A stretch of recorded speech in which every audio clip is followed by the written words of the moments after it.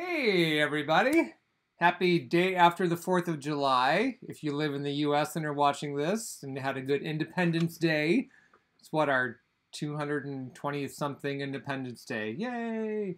I usually watch the movie Independence Day, but I did not yesterday. Let me mute myself there.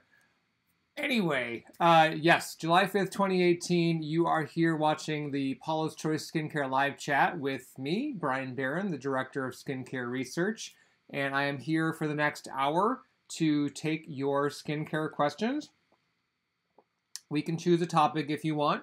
Otherwise, pretty much anything goes. So ask away. I will dive into the questions. I think I'm getting all of these from today, right? These just kind of start. There we go. All right, but okay, I always have to tell you a little something before we dive into the to the questions and kind of let them stack up a bit. But I thought you guys might find this interesting. I was recently looking at ads for this new redness relieving eye drop from Bausch & Lomb called Lumify. It's a very small bottle. And so I decided, what the heck, I'll give them a try. Visine is probably the best known brand. It's been around a long time. And Lumify uses a new generation of redness relieving. It's a vasoconstricting ingredient. So it literally constricts the blood vessels in the sclera, or the white part of your eye, causing that sclera to look very white and bright. And if you can't tell from the video, I just used it, and damn, it works. I've used it a few times, actually, including for last week's live chat. And I like how it looks, and compared to when I would use Visine, and I don't use these types of drops very often. I'll tell you why in a second. But compared to when I use Visine, even the Visine allergy drops, which still have that redness relieving ingredient in there, I would say that Lumify is more comfortable. It doesn't make my eyes feel as dried out. However, one of the things that Lumify does for me later on that I don't like is that the next day after I use Lumify, my eyes look even more red. So it's this kind of unpleasant trade-off for me. And again, I'm talking of my own experience. I'm not discouraging you from trying Lumify. If you are curious, I certainly was. Your experience may differ. I just happen to have some really bad, what they call rebound redness. And it's typically not something that you would experience unless you overuse these drops. So I was kind of surprised in my case that just one use, and it's one drop in each eye. I followed the instructions. And, you get 6 to 8 hours of lasting redness control, which I found to be true. And after that point, the eyes start looking a little bit more red, but nothing out of the ordinary. And then, like, the next day, again, this is my experience, they were really, really red. Like you didn't get enough sleep red, like you just were up all night crying red. So I'm a fan of what Lumify does for me short term. Not so much of a fan of what it seems to be doing to me in the morning after. There's a lot of positive reviews for it online. It costs a bit more than Visine and similar redness relieving eye drops, and it's a tinier bottle, but it does last longer, and you need fewer drops per use than what's recommended for the less expensive version. So I think in the end it all kind of evens out. And who goes through a whole bottle of eye drops anyway before the expiration date, right? I'm always throwing out bottles of artificial tears and stuff like that. So anyway, the other thing I wanted to mention regarding Paula's Choice is that this month, July, we're having our Spend Now, Save Later promotion. And essentially the way it works is the more you spend on products, the more you'll get to use basically a credit to use later on for future orders. And when you hit a certain amount, not 100% sure what that amount is, but our July gift with purchase is a free full-size tube of our rehydrating mask, which is kind of can be a godsend at this time of year if you spend a little bit too much time outside, even with the sunscreen on, even with the sun protective behaviors. just being out in the environment, in a sunny environment for that long, can really take a toll on your skin's moisture levels and how smooth and glowy it looks. And a couple uses of the rehydrating moisture mask, which I absolutely recommend keeping on overnight. Slather that stuff on. It really can help reverse the look of all of that environmental exposure and get skin back to feeling normal again. We are also offering travel sizes of the Resist Anti-Aging Eye Gel and the Perfectly Balanced Foaming Cleanser. Eye gel is also great for those hot, humid days, particularly if you wake up with a little bit of under-eye puffiness.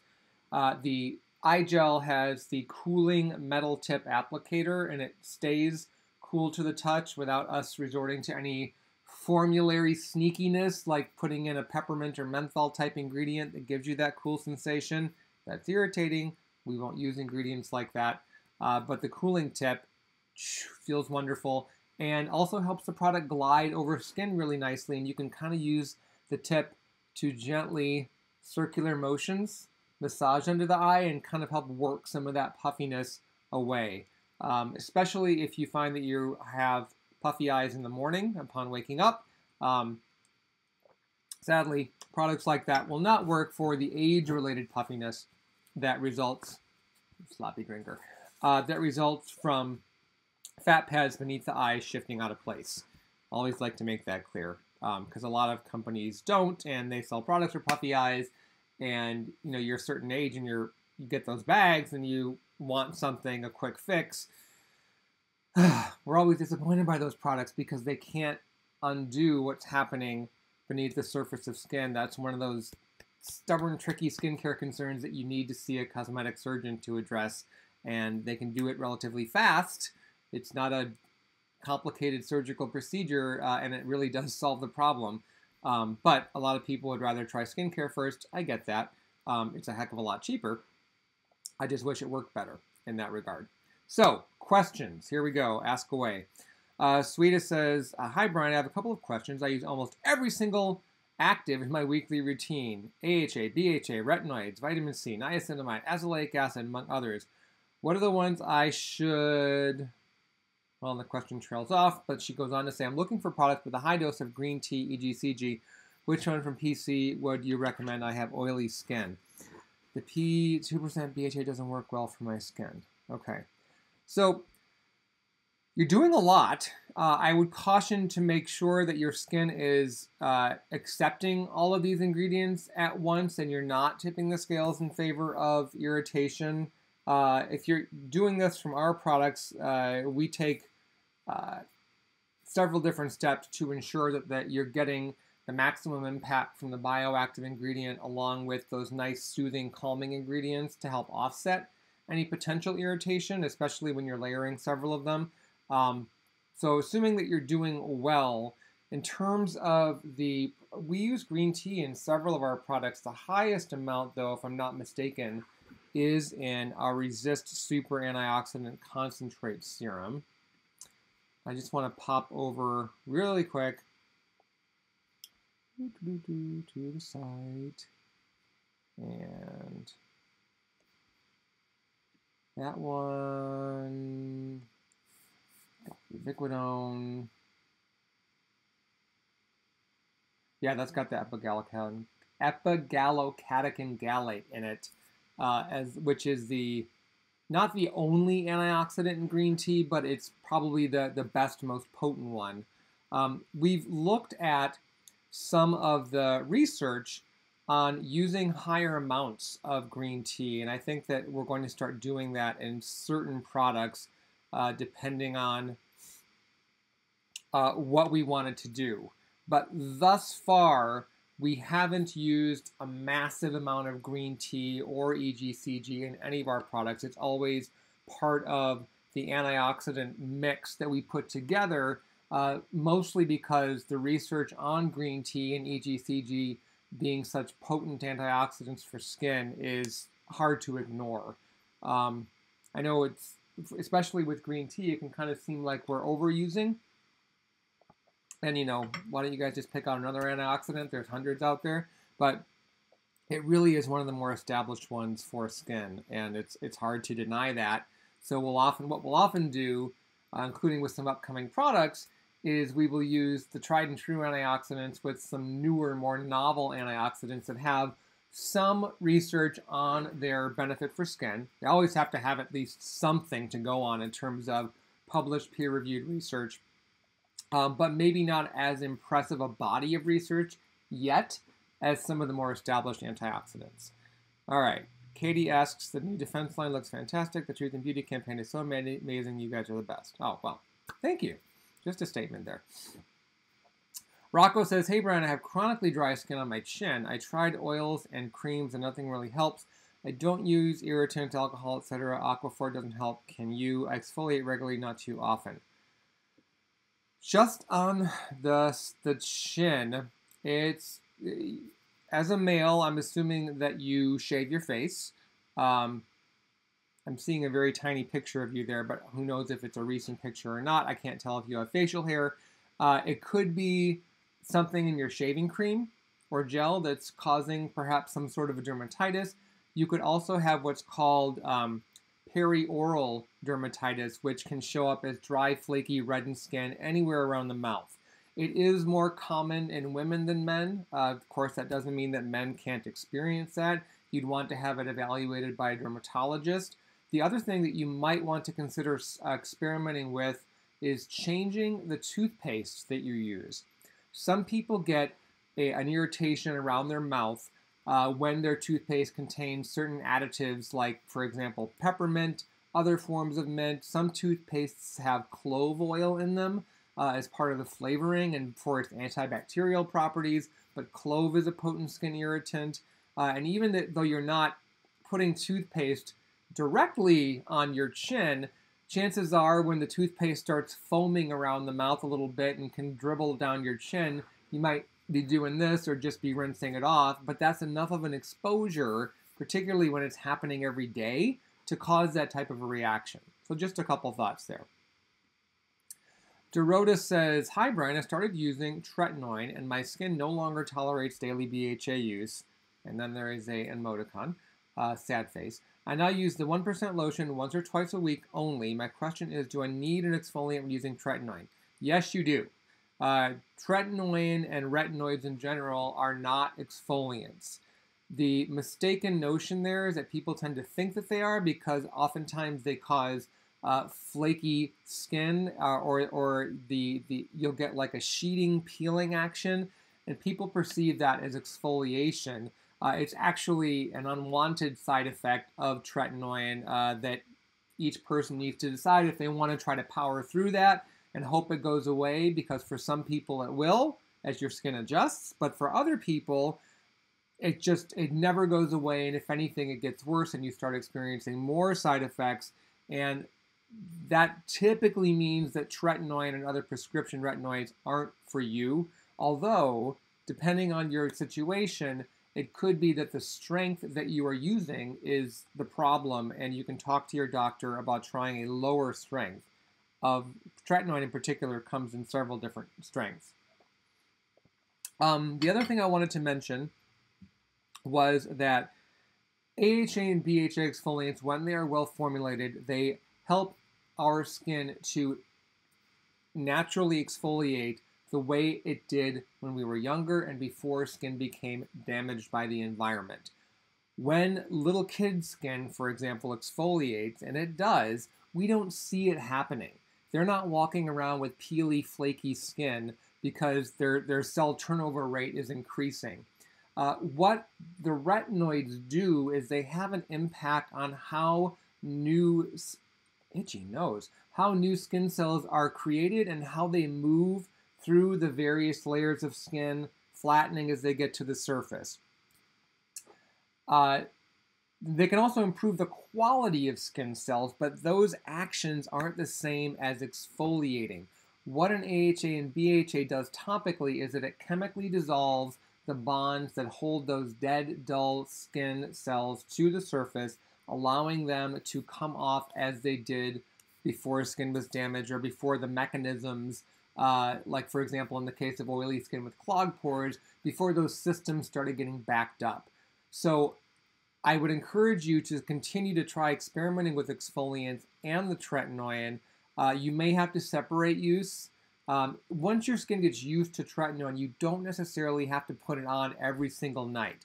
Now, depending on your situation, if that's what your doctor told you to do, I don't want you to not follow your doctor's orders, but you could certainly go back to your physician or your pharmacist and say, hey, I've been using this for 2-3 months now. I think I'm ready to go into maintenance mode.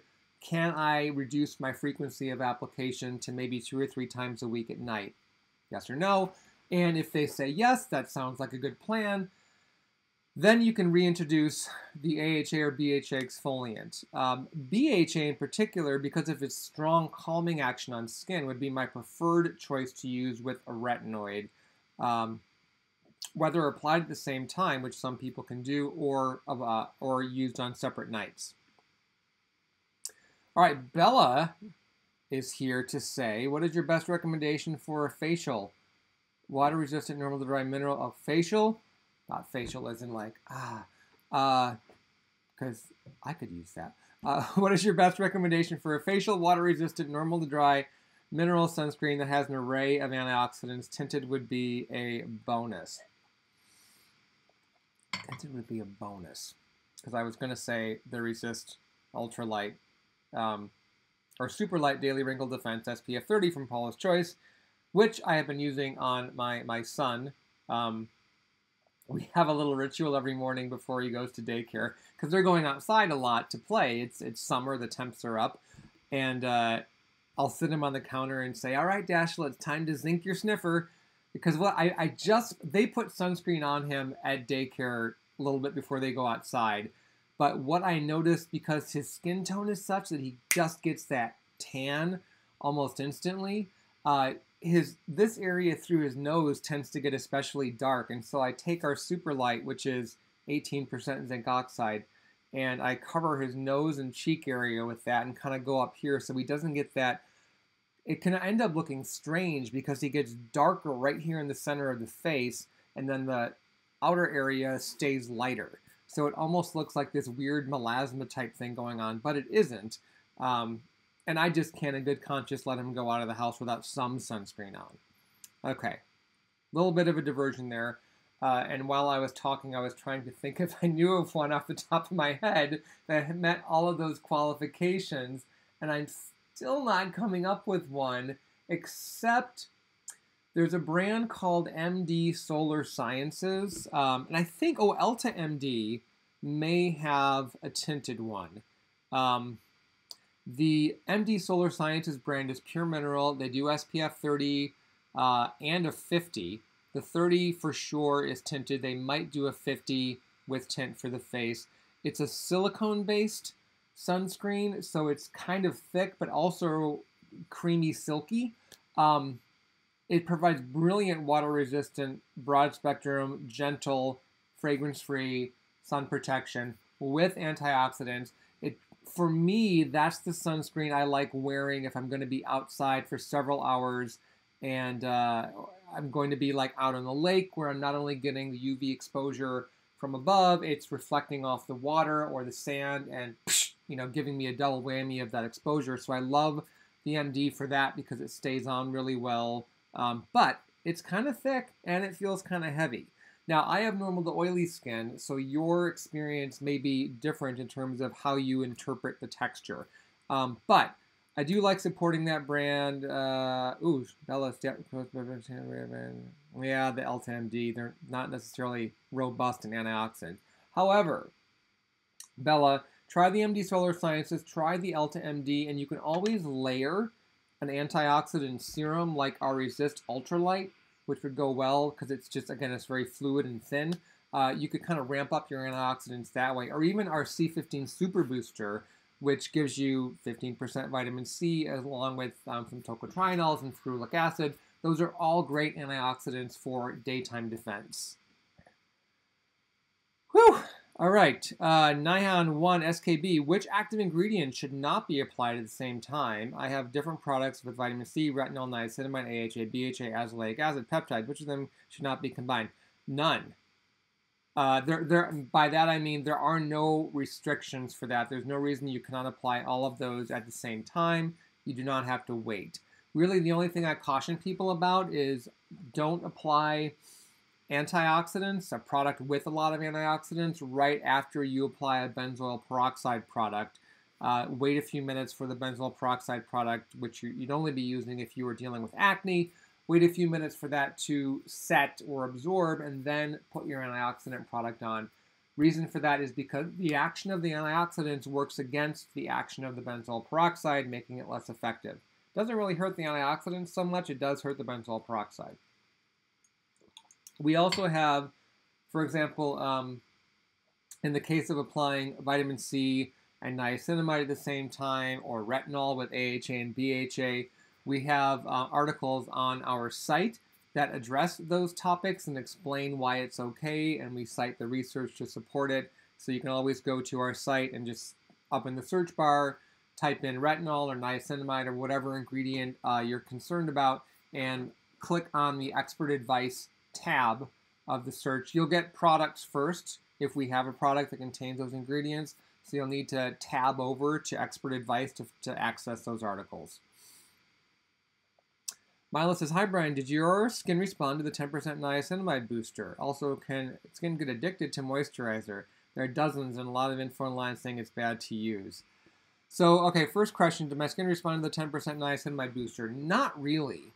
I'm sure if I were to take a cross-section of my skin, into a lab and look at it under a microscope, I would probably see like enhanced ceramide synthesis, which is one of the benefits of niacinamide.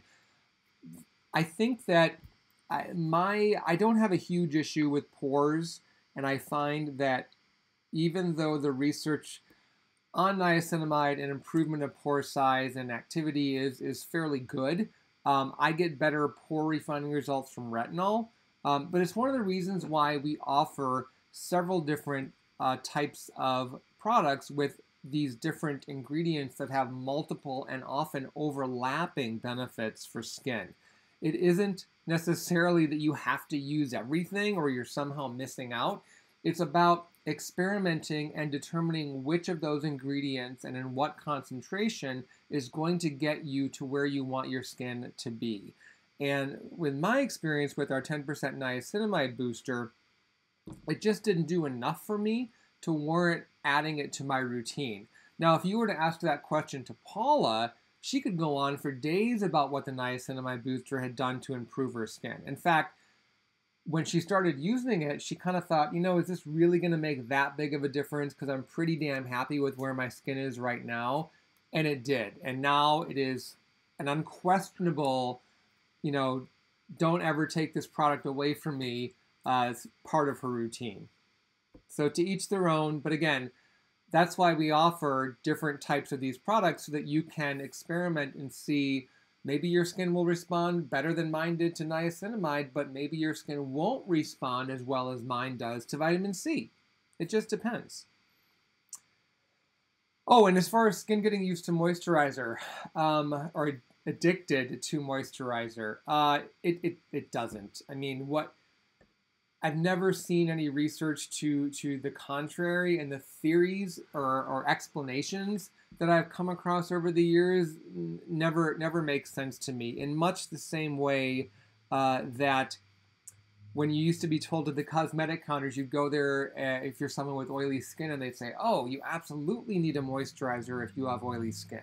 And this was back in the day when a moisturizer was really a creamy lotion or a thicker cream. That was kind of it. Maybe there'd be an alcohol-based gel thrown in there, but their rationale was that the reason that your skin is oily is because there's not enough moisture at the surface, and that you wouldn't have oily skin if you would just use a moisturizer because your skin is producing excess oil to compensate for the dryness.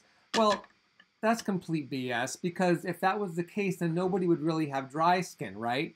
And the drier by that logic, the drier your skin got, the more oil your skin would produce to compensate for that dryness.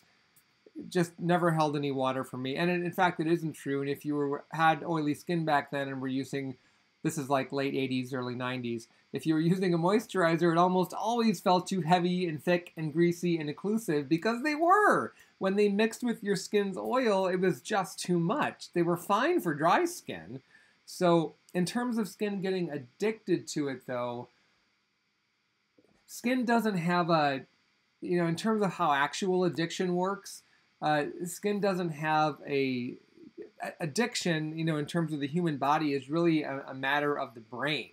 And the brain is what, when you're talking about things like nicotine and heroin and alcohol and even caffeine, there's a processing change that happens in the brain that creates that constant need for that substance again and again and again. And often, at higher levels, depending on the severity of the addiction, you need to use more of a certain drug, for example, to get the high that you once did.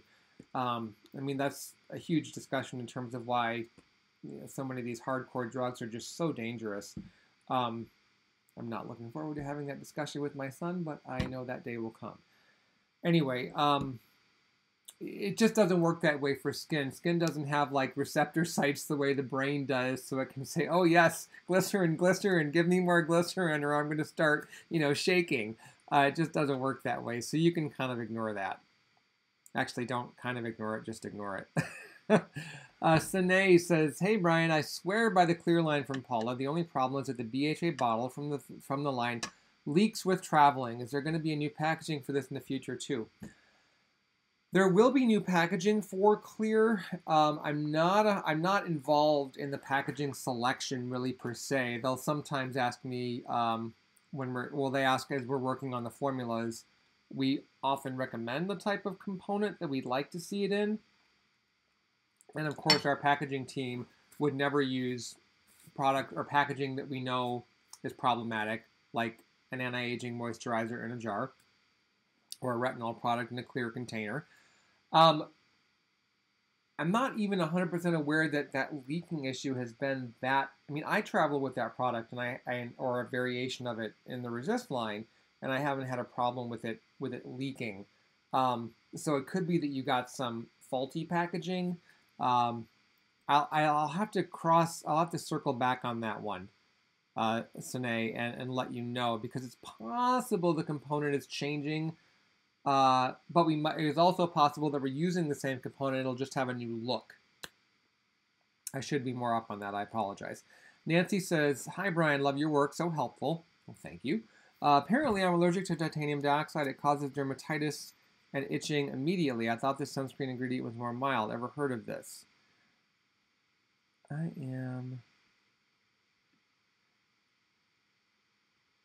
think, where I just lost that. Okay. Nancy, I think you asked this. Yeah, you asked this last week, I'm pretty sure, and I responded after the fact, actually just this morning, because we were having an issue with last week's live chat where the comments that came in after the chat weren't displaying properly. And so I kept checking, because there's usually a few comments in the days after the live chat and nothing was showing up. And I finally went back to our producer and said, can you check and see if something's going on? Because it's kind of weird that nobody has said anything. And boop, there they were. So anyway, titanium dioxide allergy can happen. It is not common. That's a really benign ingredient, and even the way it's formulated in sunscreens, it's almost always coated. So the pure titanium dioxide itself technically isn't even in contact with your skin. I didn't mention that in my earlier response to you, and I should have. But there could be another element to that that's causing the issue. I don't know from your question if you've had like official allergy testing with that substance and they're like, yep, that's the problem, in which case, we don't need to debate it. You had asked earlier too that you mentioned that your son was allergic to nickel and if there's a relation to that, and my answer was no, not that I've seen. Both are metallic elements. Nickel allergy, though, I could find stats on that being a much more common allergen. In fact, so is gold, believe it or not. And when I see anti-aging products that advertise the fact that they contain gold, I'm like, that's so silly. And they often use that inclusion of gold to justify the product's typically ridiculously high price, like $250 for an ounce of cream. And gold can cause contact dermatitis, and it's a fairly consistent contact allergen, and really has no benefit for skin. That's the pisses me off part, because it, not only are they charging you more for it and coming up with this BS story, but it doesn't really even do anything great for skin. I mean, we have often said this. We'd rather you go out and buy yourself a piece of nice gold jewelry, assuming it doesn't cause a problem for your skin, and enjoy that rather than waste money on an anti-aging cream that contains gold for its alleged, luxury benefit. So yeah, Nancy, the titanium dioxide allergy, I mean, on the upside, it's not the only sunscreen ingredient out there. It's not even the only mild sunscreen ingredient out there. You've got zinc oxide to consider. And in fact, zinc oxide is showing up in more and more products, facial sunscreens in particular, on its own or mixed with the so-called synthetic actives like octinoxate, because it is believed to be the better of the two minerals in terms of broad spectrum protection. It's a little bit debatable in terms of whose research you're looking at, and it's not that titanium dioxide isn't effective, but I would say the scales have tipped in favor of zinc oxide being a bit more effective in terms of where its UV protection peaks and then starts to drop off. Okay, Andrea asks, my husband worked outside in cold winter weather and now has patches of skin on his cheeks that seem to be more sensitive to sun and AHA, BHA, retinol. They get red and itchy. What can he do? This is a long-term problem.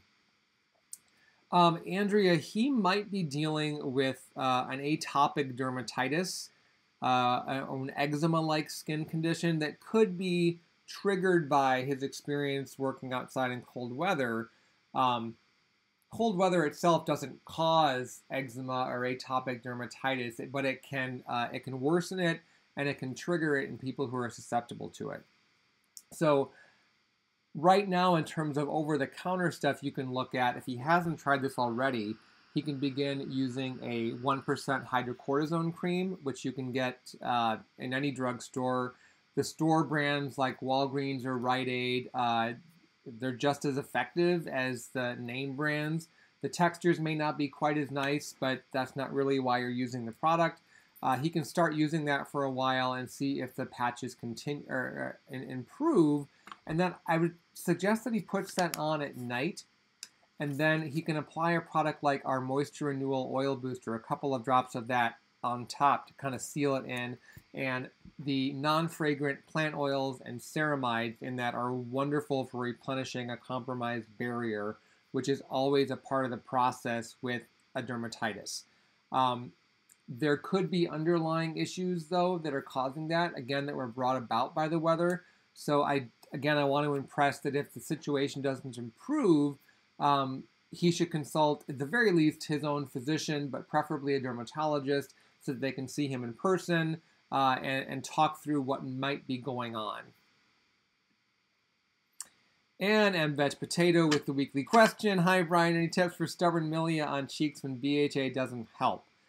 If you've used a stronger BHA and you're still not getting, you're still not resolving that concern, honestly, the best thing to do is to see a dermatologist who can individually lance, as in, and drain each bump. And it sounds gross, it kind of is. They can numb your skin first so it doesn't have to hurt. It's not an embarrassing thing to talk to a dermatologist about. It's a common, they've done it probably at many points in their patient career. So it's not unheard of by any means. But the benefit to doing that is that it can instantly alleviate those stubborn white bumps, and then ongoing use of a BHA exfoliant should keep them at bay. So sometimes you need a bit of professional help in that regard. I don't want to see you trying skincare product after skincare product if you found that the majority of BHA exfoliants you've tried just isn't doing it. Those milia can be very stubborn, and even months of use of a BHA won't be enough to completely get rid of them. Okay. Mila says, I layer products on the morning and evening. Is this? Oh, so she's asking if it's bad to layer products in the morning and evening. Does skin need time to breathe at all? First of all, oh, let me help my dog get up on the sofa. You going away? She's getting old. Poor thing. 15 years old. On her way to 16 in a few months. So skin does not need... I can see her jumping in the background. Oh my gosh. Dog. Skin does not breathe. Skin doesn't have a respiration system. And it's not like there's a pair of lungs attached to every pore. Skin needs to remain permeable, but most skincare products these days allow for that free exchange of air and other gases. So it isn't a matter that the question you're asking implies that by layering products, you're by building layers, you're suffocating your skin, and it's making it impossible for anything to leave the skin, which isn't the case. The vast majority of skincare products, including those that contain silicones, are permeable. They allow that exchange of gases to occur. And so really the message about layering skincare products, whether you prefer to do it morning or evening or both, is that you need to layer products that address your skin concerns, otherwise why bother, and making sure that the products are appropriate for your skin type. So for example, with my skin type combination, where I've got more oil in the T-zone area of my face, I layer products more so, like for example, if I'm looking to add more hydration, because my cheeks can get drier, I'll layer products in this area, the cheek area, but I'll apply fewer products.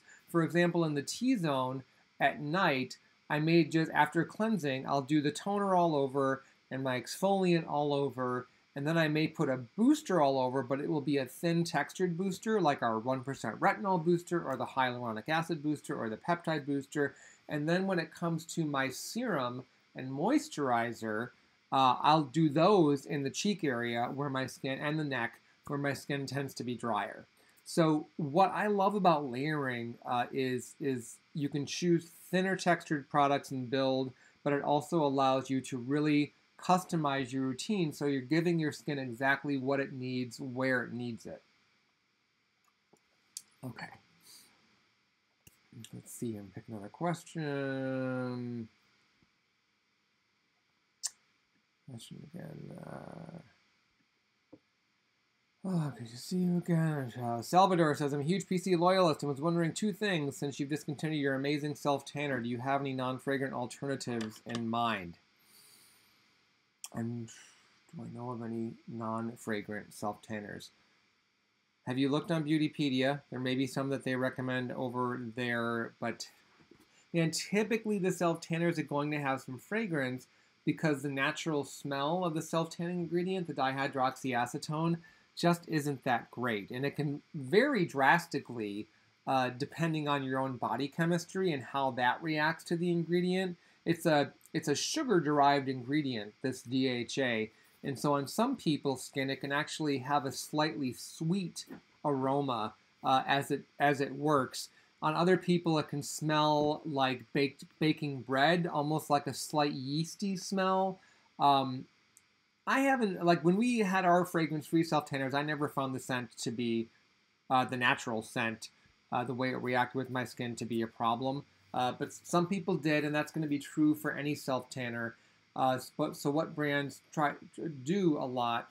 Actually, Clinique has a fragrance-free self-tanner, and those are pretty good in their self-sun line. I knew I'd think of it.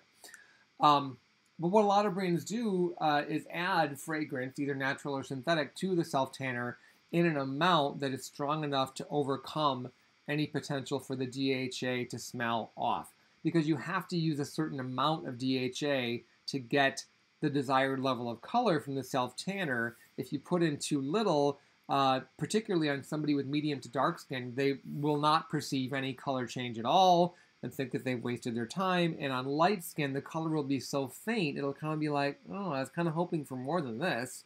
I mean, I put on a lot of this stuff.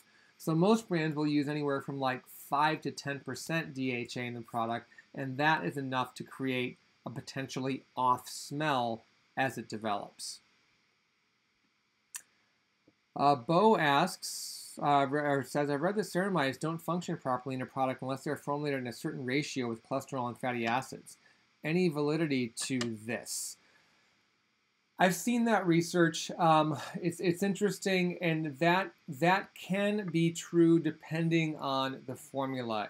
But what's left out though is what happens, or what they don't look at is what happens when you are putting ceramides on skin that naturally contains these free fatty acids and cholesterol. And what I suspect happens is that the ceramides recognize those ingredients. Ceramides are pretty smart, and they're like, okay, now we just need to arrange, everything in the right ratio in order to get to work.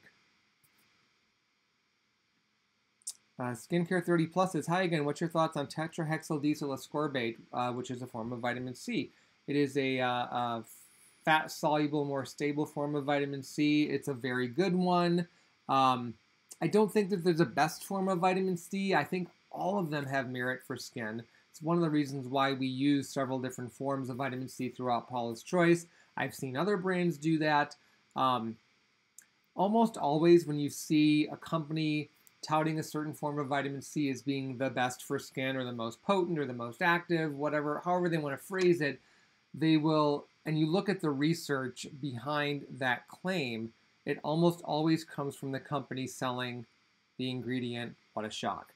That is not to say that the studies that ingredient manufacturers do are bogus, but they can be, for sure. I've seen quite a few of them over the years. But even when they're well designed, and they're rarely comparative, which those are great to look at, because wouldn't you like to know if tetrahexyldiesyl ascorbate performed as well as ascorbic acid, pure vitamin C, or retinol, for example? I would. And you can find that information depending on the ingredients, but it is rarely done by the raw material supplier because they want to paint their ingredient in the best possible light. They want it to be fantastic so that companies like Paula's Choice and Clinique and Olay and on will be interested in buying the material from them. That's how they stay in business. And I know I kind of sound like I'm coming down on raw material suppliers. I'm not. We wouldn't be able to create the products that we do without them. And there are a lot of really good, ethical, reputable ones out there. And I'm proud to say that we have good working relationships with those types of companies. But I would just urge you to be cautious when you run into a claim about a particular form of vitamin C or a particular type of retinol or any other bioactive ingredient being the best. To look and see if there's really any third-party substantiated or peer-reviewed research to support those claims, or if it's just coming from the ingredient supplier, which even if it's legit research, there's still a one-sidedness to it that, at least in my mind, raises a bit of the skepticism flag. Ilsa says, hi Bryan, I just bought the Resist Vitamin C 25% spot treatment. This is my first time purchasing a vitamin C product. Would it be okay if I keep it in the fridge? It would not. I wouldn't recommend that. Even though we stability test all of our formulas and they go through different temperature exposures or what's called a freeze and thaw cycle, our products are optimized to work best when stored at typical room temperature. So between like 68 to 72, maybe 74 degrees. The instructions for most refrigerators are to keep the temperature at 40 degrees or even a little less than that. That's 40 degrees Fahrenheit. You can do the math if you use Celsius. And 40 degrees is pretty dang cold, and that will, over time, impact the stability of the product. So, there's no benefit to keeping it in the fridge. It's not going to keep it fresher longer. It's not going to do anything to make the vitamin C even more effective or able to penetrate better, so just don't do it. Alex says, hola, Bryan. Do lips need the same active ingredients as the rest of the face? What are the best ingredients for the lips? That's a very good question. And they don't. Lips are this interesting mixture of their lips are both mucous membranes and part of our skin. The the skin over lips is microscopically thin. We really it's very thin, fine layer of skin on the lips, and then when all of that is stripped away or comes off from chapping and flaking, you're exposing the lips themselves. It's one of the reasons why lips are more sensitive, in addition to the lips having more nerve endings in the face, and there are plenty of nerve endings in the face. You want to be more careful about what you're applying to the lips. There really isn't any benefit to applying like vitamin C or retinol or niacinamide to the lips because they don't have the same structure of skin that the surrounding face does. Really, you want to, I mean, every now and then you could maybe put a little bit of a BHA exfoliant if your lips are seeming extra dry and flaky. And then, because I don't want you ingesting salicylic acid, I would immediately follow with like a layer of a lip balm, like our Lip and Body Treatment Balm or Aquaphor or even plain Vaseline to seal that in. It's impossible not to lick your lips, so you want to have that barrier, between the salicylic acid in your lips so that it can work without you actually getting any into your body. It wouldn't kill you, don't worry about that, but it's just not good to ingest that on a regular basis. But really, the two things that you can do for lips are to keep them lubricated, hydrated, protected from moisture loss, particularly if you live in a dry or arid environment where the humidity is naturally low. And of course, keep lips protected from sun damage, which means putting on a broad spectrum lip product with sunscreen rated SPF 30 or greater. If you do not have such a product and you are going to be outside, particularly for a long period of time, at the very least, put your regular sunscreen on your lips and just give it a moment to set before you moisten your lips again, either with your tongue or with drinking.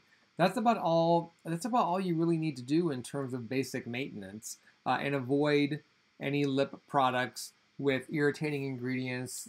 Typically, those that say that they're medicated may contain camphor or phenol or other problematic ingredients. Really, the only time you should ever use a medicated lip balm is if you have a cold sore issue, in which case don't go for something like Carmex, go for something like a Breva or another type of topical medicated lip product that your pharmacist can recommend specifically for that issue, not because your lips are dry and chapped. Norse says, hi, some of my makeup brushes and sponges somehow disrupt layers of skincare product underneath and make them less effective. Is this... Oh, so... Jeez. Some say makeup brushes and sponges somehow disrupt layers of skincare products underneath and make them less effective. Is it true? Not to a degree that is going to be, oh my gosh, that Home Alone moment. The application of makeup using a brush or a sponge, you do have the potential of wiping off some of the products that you just put on. I'd be most concerned about you wiping off your sunscreen because we recommend sunscreen being the last skincare product you apply before moving on to makeup. But in that instance, you can do two things. Make sure when you are applying your makeup, particularly your foundation, if it's a liquid or a cream, that you are using short, smooth, downward strokes, either with your sponge or your fingers or a brush. I'm not a fan of foundation brushes. I think they can do a good job, but they just take too freaking long to get the foundation on your face compared to fingers or a sponge. And then you have to clean the brush a heck of a lot more often than you do your sponge. And just washing your fingers afterwards is so much faster. Anyway, you just want to take care not to rub the product in a circular motion or a back and forth motion on, because and don't use a lot of pressure, because those actions are going to remove some of that skincare. But in terms of affecting the sunscreen from your skincare, you can remedy that regardless of how you like to apply your makeup by just choosing a foundation that has sunscreen. So you'll be adding protection even if you might be taking a little bit away. But in terms of makeup brushes or techniques, affecting how like a BHA exfoliant works or how our vitamin C treatment works. You'd really have to be beating at your face to remove enough of that product that it's going to be like you never applied it at all. So I wouldn't be too concerned about that. Alex wanted to know which UV filters are reef safe. And this is likely a question that is springing from the state of Hawaii's recent ban on certain sunscreen chemicals because of their destructive effects on coral reefs. And the ones that were banned, was it just oxybenzone and octinoxate and avobenzone? I'd have to double check exactly which ones were banned. But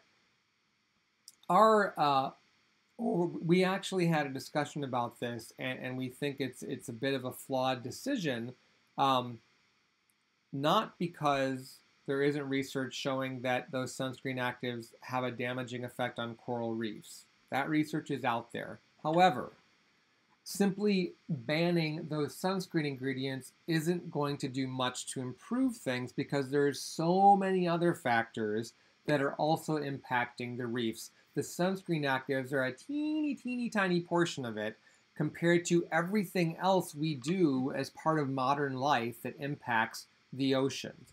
Everything, and then there are the things that we don't necessarily have like direct control over. Like I can't single-handedly go out there and stop global warming. It's there has to be a pretty big collective global decision to really want to do something about that. And you know, some progress has been made, but all of that has an impact on the survival and the robustness of the ocean's coral reefs. And so just taking one tiny part of that away ultimately isn't going to do a lot of good, and it could potentially do harm to people. And you know, coral reefs, human life. I mean, we can be a bit selfish here and say that that's more important. My concern is that it's going to make it harder to find a great sunscreen, particularly if you live in Hawaii or vacation there a lot. I don't know how they're monitoring that at the beaches. You know, if you travel to Hawaii as a tourist, you take your sunscreen that you're able to buy in Illinois, and you know it's got one of those banned active ingredients, and yet you're going into the ocean. I mean, how are they going to control for that? You know, are there going to be sensors at the beach? Do you have to take your sunscreen out of your bag, like you know they do bag checks at concerts, and oh nope, you can't get in. You've got a bottle of vodka, or whatever. And it's just I know it's well intentioned. But Alex, to answer your question, from the list that I'm recalling in terms of the sunscreen ingredients that were banned, it seems that they don't have a problem with the mineral sunscreens, titanium dioxide and zinc oxide.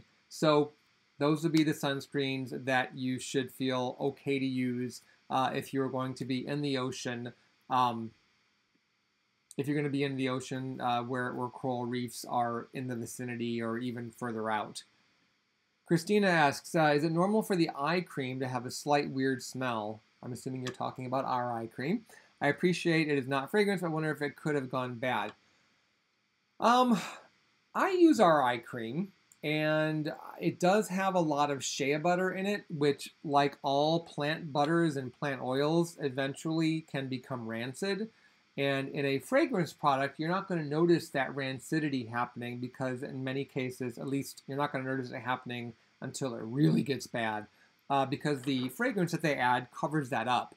And we're a fragrance-free brand, and so if our ingredients start turning, you're going to notice it sooner. So if it's getting, mine doesn't have a weird smell to it, you know, and I do smell our products, you know, throughout my time using them, and you know, it's just one of the things I do as part of my job. So what I would do is call client services and ask them to send you a new tube, and then be careful when you dispense the product. And you know what comes out? It's a thick, almost balm-like eye cream, and when it comes out, almost like toothpaste, and then you got to pick up a little bit and kind of like dab it onto the eye area, very like like you're putting on an eye mask. But when you go to recap the eye cream tube, don't, you've got a certain amount of pressure applied to the tube to push out the cream, right? So don't immediately release your fingers from the tube. Put the cap on first. So you're kind of keeping the tube just depressed enough that extra cream isn't coming out. You're not dispensing more than you need. And then put the cap back on and let go. What that will do is it will prevent any extra air from getting back up into that tube, because that air exposure, if it builds up, can hasten the breakdown of the natural ingredients in the eye cream. So when you get your new tube, try that and come back and let me know if, in a few months, if that's been working better for you. Esther says, does it matter how much how much percent zinc oxide and or titanium dioxide are in a sunscreen, or is the level of SPF more important? Don't get hung up on percentages. It's a bit of a complicated discussion, but the reason that you could look at two products that have the same SPF rating and the same active ingredients, but product A, total concentration of active ingredients might be 18%, and product B might be 9 to 12%. So what gives, how could, wouldn't a lower percentage of active ingredients mean that there'd be a lower SPF rating? And sometimes, yes, that might be the case. But depending on the other ingredients in the formula, there are numerous formulary steps that a cosmetic chemist can take to make a lower amount of active ingredients more effective. There's different booster technologies that can be used. There's different technologies for dispersing the ingredients so that they give you a more even protection. What else can I say? Oh, there's different stabilizing ingredients they can use in there as well that keep a lower amount of active ingredients effective for a longer period of time. So if that other product that has the higher percentage of active ingredients doesn't contain any or not enough of those ingredient technologies or cosmetic tricks, and I'm using the word tricks in a positive light, if that product with the higher percentage of actives doesn't do that, then it isn't surprising that the product that does can get away with using a lower percentage of the active ingredients and still come out with the same SPF rating as the product with the higher level of active ingredients. So there you go. I think as we go forward, one of the things that we will start seeing with more and more sunscreens is that we will eventually start seeing lower and lower percentages of active ingredients, particularly of the synthetic types like avobenzone and octinoxate and octisalate, because people want higher SPF ratings, and the research is showing that that can actually be very beneficial. You're seeing very, very few, for example, SPF 15 products launching anymore. But when you use combinations of those active ingredients in order to reach SPF 50 or SPF 70, you typically need more of them, even if you're using some of these formulary tricks. And then more of those ingredients like avobenzone, octisalate, octinoxate, homosalate, octocrylene, they increase the risk that people will have a sensitized reaction to the sunscreen. And manufacturers know that if people are continually having a sensitized reaction to a skincare product, they will most likely stop using it. And we want you to use sunscreens. So there's some interesting technologies that are moving toward allowing chemists to formulate sunscreens with lower levels of active ingredients, but still getting those higher SPF ratings. So I'm kind of keeping an eye on that. Let's see, we've got about 4 minutes or so left. Natalie says, I live in Norway where there's sunlight 24 hours a day in the summer. Is it excessive to wear sunscreen at night as well, or should I give my skin a break and use other skincare products at night? Really depends on the situation in the room where you're sleeping. Do you have the ability to block out most, if not all, of that natural light from coming in? Or are you using blackout shades or something like that? If you have a reasonable means of controlling the amount of light that gets filtered into your home during the evening hours when you have that 24 hours of daylight, then no, I don't think you need to wear sunscreen at night. However, as you move through your house, if you don't have that window protection going throughout the house, your first stop upon waking should be the bathroom, where you can put on more sunscreen before you toddle through the rest of your house. However, if you don't have what I just described in place, and you're concerned about UV light, UVA in particular, it's not a concern for UVB with Windows. If UVA light, if you're concerned about that hitting your skin as you sleep, it would be fine to end your nighttime skincare routine with sunscreen. Just do your nighttime routine, and instead of putting on a moisturizer, just put on your moisturizer with sunscreen and fall to sleep. And try, if you don't normally wear a mineral sunscreen, try that type of sunscreen for use at night, because as you move around, or if you inadvertently rub your skin or rub your eyes while you're sleeping, I don't want you getting those other types of sunscreen actives into your eyes and then waking up with red, swollen, irritated eyes. And you're much less likely to experience that with the mineral sunscreens. All right, let's grab a couple more questions here. Aphrodite says, my skin is combination and rosacea prone. Which day cream should I choose? Greetings from sunny Greece. So fragrance-free, lotion, thin lotion texture. If you can find a great alcohol-free gel, you could try that too, particularly during the hotter, sunnier weather in Greece. With rosacea-prone skin, I almost always recommend titanium dioxide and zinc oxide as the only active ingredients that you use, because they just have such a good reputation for being non-sensitizing. However, it's always the case with rosacea that someone is going to react to even the most benign ingredient. It's also possible that your skin might react to a sunscreen that contains a higher level of zinc oxide on its own, but a lower level of zinc oxide with a couple of synthetic sunscreen actives is just fine. So fragrance-free, watch out for fragrant oils or fragrant plant extracts, which can be a problem for everyone's skin, but particularly for rosacea. Not 100% certain what is on the market in Greece in terms of brands, but as I'm seeing more and more brands incorporate mineral sunscreens around the world, I'm fairly confident you'll be able to find something. The question is, will you be able to find something that is fragrance-free? And I hope so. Let's see. One more. All right. Looking for something I can answer fairly quickly. All right. Google says, can retinol cause cystic pimples? I don't think I've had deeper pimples before I started using a moisturizer with retinol in it. Was there any truth to comedogenicity rating, or can I ignore that?